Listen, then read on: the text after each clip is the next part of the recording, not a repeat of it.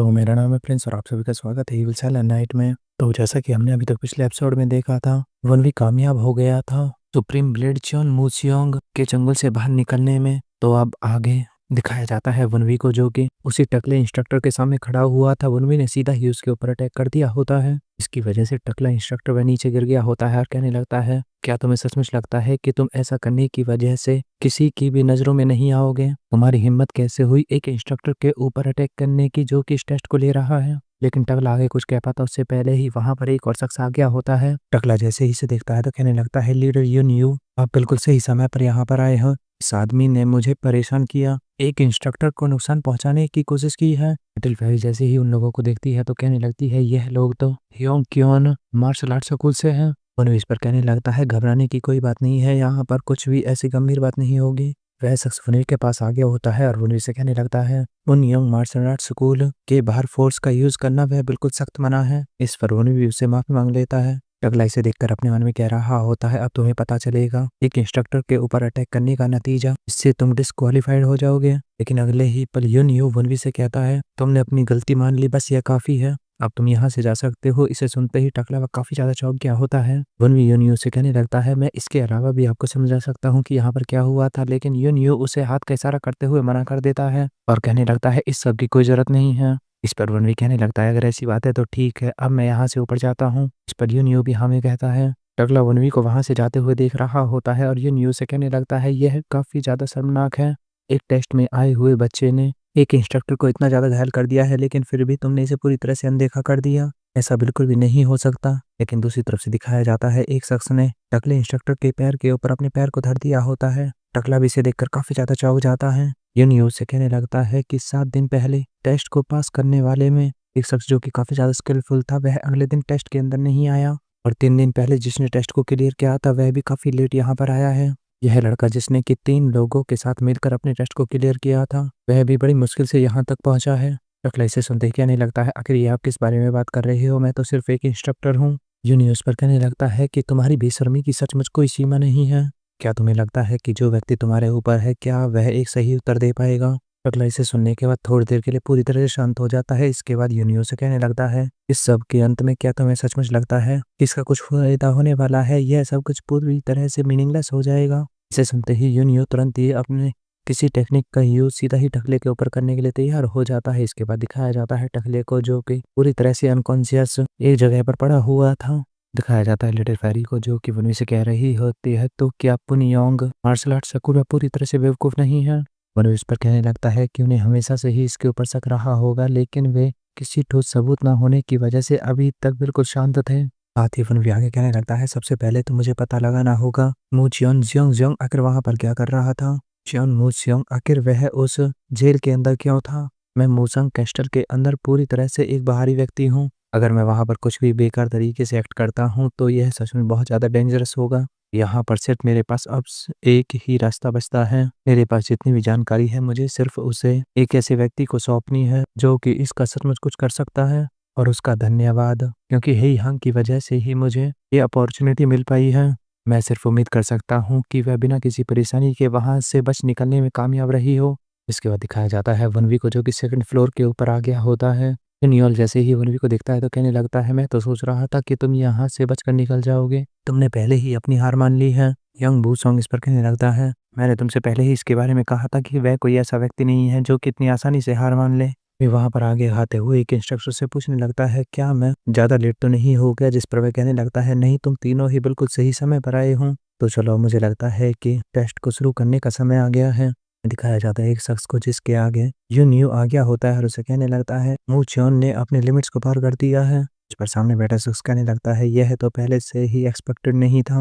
यून यू इस पर कहने लगता है, अगर हम इसे इसी तरह से नजरअंदाज कर देते हैं तो यह ऐसे ही चलता रहेगा। मुझे लगता है कि हमें सेक्ट की एक मीटिंग बैठानी चाहिए और उसे कड़े शब्दों में चेतावनी दे देनी चाहिए। इस बार हमारे पास पर्याप्त मात्रा में जस्टिसफैक्शन है। इस पर सामने बैठा शख्स कहने लगता है, क्या तुम उसके बारे में बात कर रहे हो? हाँ वुन, ऐसा लगता है जैसे कि तुम उसे पहले से ही पसंद करने लगे हो। इस पर यूनियो कहने लगता है कि उसने न केवल मू चियोन को धोखा दिया, बल्कि वह 8 मार्शल मास्टर्स के सक्सेसर के खिलाफ भी खड़े होने में काफी ज्यादा स्ट्रांग है। इतनी बड़ी दुनिया में इससे अच्छा सक्सेसर आपके सेक्ट के लिए आखिर कौन और कहां पर ही मिलेगा? और यह शख्स जो कि सामने बैठा होता है यह होता है जिन स्योंग बैक, जिसे कि अनफीलिंग विंड गॉड के नाम से भी जाना जाता है, जो कि आगे कहने लगता है अब बस देखना बाकी है। इसे सुनते ही युन यू कहने लगता है तो क्या आप ली जियोंग ग्युम को भी एक मौका देना चाहते हो। जिन स्योंग इस पर कहने लगता है कि वह काफी ज्यादा साहसी बच्चा है, मैंने पहला टेस्ट क्लियर करने के बाद उससे बात की थी, वह मेरे सामने बिल्कुल भी नहीं डरा, उसने वही कहा जो कि वह कहना चाहता था। अब मुझे इसके बारे में समझ में आ रहा है क्यों बैक हांग मुक और मास्टर जियोंग सियोन ने उसे अपना सक्सेसर बनाया है। इसे सुनते ही युन यू अपने मन में कहने लगता है ऐसा लगता है कि जैसे जिन सियोंग को ली जियोंग ग्युम काफी ज्यादा पसंद आ गया है। जिन सियोंग आगे युन यू से कहने लगता है लेकिन क्योंकि तुम उसकी इतनी ज्यादा प्रशंसा कर रहे हो तो मैं भी उसे एक बार देखना चाहूंगा। युन यू इसे सुनते ही काफी ज्यादा चौंक जाता है, कहने लगता है क्या सचमुच आप उसे आमने सामने रहकर मिलना चाहते हो। जिन सियोंग इस पर कहने लगता है कि वैसे भी उसकी आंख ढकी हुई होगी तो उसके ऊपर एक बार नजर डालने में क्या ही बुराई है। युन यू इस पर कहने लगता है कि आप उससे बिल्कुल भी डिसअपॉइंट नहीं होंगे। इसके बाद बताया जाता है इट्स अ कूल ऑफ पुनियोंग, उसका टेस्ट वह पूरी तरह से सिंपल है। टेस्ट को तब तक कंटिन्यू किया जाएगा जब तक कि जलती हुई अगरबत्ती वह उस लाल निशान तक नहीं पहुंच जाती है। हालांकि अभी तक इस टेस्ट में कोई भी क्लियर नहीं हो पाया है। सबसे पहले तो तुम्हारी दोनों आंखों को पूरी तरह से ढक दिया जाता है, इसके बाद तुम्हें पूरी तरह से निर्भर होना पड़ता है अपने सुनने और महसूस करने के ऊपर ही। और इसके बाद दिखाया जाता है जिन योंग को, जिसके ऊपर एक शख्स ने अटैक कर दिया होता है। और कहानी सुनाने वाला आगे बताता है यह सिर्फ तुम्हारे अपोनेंट से लड़ने की बात नहीं है, बल्कि तुम्हारे चारों तरफ एक गोला खींच दिया जाएगा, तुम्हें उसके भीतर रहकर ही फाइट करनी है। अगर तुम उसकी लाइन को भी टच कर देते हो तो तुम्हें बाहर निकाल दिया जाएगा और तुम टेस्ट को फेल कर दोगे। जिन योंग अपने मन में उस पंच को खाने के बाद कह रहा होता है मुझे थोड़ा सा पीछे धकेल दिया गया है, लेकिन क्योंकि अभी तक किसी ने कुछ भी नहीं कहा है तो ऐसा लगता है जैसे कि मैं अभी भी गोले के अंदर ही हूँ। तो अब लास्ट में यह बिल्कुल एक रियल टेस्ट की तरह ही लग रहा है। यह वह टेस्ट है जो कि मैंने उस समय से लेना चालू कर दिया था जब मैं बिल्कुल स्टार्टिंग पॉइंट पर था। दूसरे लोगों के लिए यह टेस्ट हो सकता है लेकिन मेरे लिए यह खुली आंखों की तरह लड़ने के अलावा कुछ भी नहीं है। हालांकि मेरा अपोनेंट वह बिल्कुल भी आसान नहीं है, यह उन लोगों की तुलना में बिल्कुल अलग लेवल पर है जिनके साथ मैंने पहले टेस्ट में अपना मुकाबला किया था। इस टेस्ट में भाग लेने वाले सभी सेक्ट लीडर्स वह अपने मार्शल आर्ट के पिनिकल तक पहुंच गए हैं, लेकिन अभी तक भी इस टेस्ट में कोई भी क्लियर नहीं हुआ है। और यह शख्स जो कि जिन योंग के ऊपर अटैक कर रहा था यह होता है योंग दो बैंग, जो कि सोन यून जैंग स्टाइल सेक्ट लीडर है। और इसके बाद दिखाया जाता है एक शख्स को जो कि वनवी से फाइट कर रहा होता है, यह होता है हुआंग सिन जई, लेकिन वनवी उसे उस पीछे की तरफ धकेल दिया होता है। दिखाया जाता है युन यू को जो कि उन्हें फाइट करते हुए देख रहा होता है और अपने मन में कहने लगता है वह बिना देखे भी इतने अच्छे से फाइट करने के आदी हो गए हैं। लेकिन अब जब मैं सामने देख रहा हूँ तो मुझे समझ में आ रहा है कि क्यों लॉर्ड ली जियोंग ग्युम पर इतना ध्यान दे रहे हैं। यह व्यक्ति ली जियोंग ग्युम यह सचमुच असाधारण रूप से आउटस्टैंडिंग है। जीरो यंग जैसे व्यक्ति के खिलाफ भी वह बिना अपना एक भी कदम आगे पीछे किए हुए अच्छे से उसे फाइट कर रहा है। लेकिन दूसरी तरफ से हावन, उसने अभी तक भी किसी तरह का कोई भी विशेष प्रदर्शन करके नहीं दिखाया है। मुझे इस बात को एक्सेप्ट करना होगा कि हावन की मार्शल आर्ट वह काफी ज्यादा टैलेंटेड है, लेकिन ली जियोंग ग्युम की जितना तो नहीं। में दिखाया जाता है जिन सियोंग को जो कि वनवी को देखते हुए कहने लगता है यह व्यक्ति यह अपनी मार्शल आर्ट को अभी तक छिपा रहा है। इतने में जिन सियोंग चिल्लाते हुए कहने लगता है कि मेरी बात को ध्यान से सुनो, जो भी लोग इस ग्राउंड के अंदर अपने टेस्ट को दे रहे हो, अगर तुम अपनी ताकत को इसी तरह से छिपाते रहोगे तो तुम्हें डिस्क्वालीफाइड कर दिया जाएगा। इतने में दिखाया जाता है एक और शख्स को जो कि जैसे ही इस बात को सुनता है तो अपने मन में कहने लगता है इन अपोनेंट के खिलाफ अपनी ताकत को छिपाऊं। ली जियोंग ग्युम आखिर वह हमें और कितना नीचा दिखाने की कोशिश करेगा। इसके बाद दिखाया जाता है यह शख्स होता है जिर योंग, जो कि ली जियोंग के ऊपर अटैक कर रहा होता है और कहने लगता है जैसा कि मुझे उम्मीद थी 8 मार्शल मास्टर्स के एक सक्सेसर से, कर वह सचमुच अभी भी अपनी ताकत को छिपा रहा है तो वह सचमुच एक मॉन्स्टर है।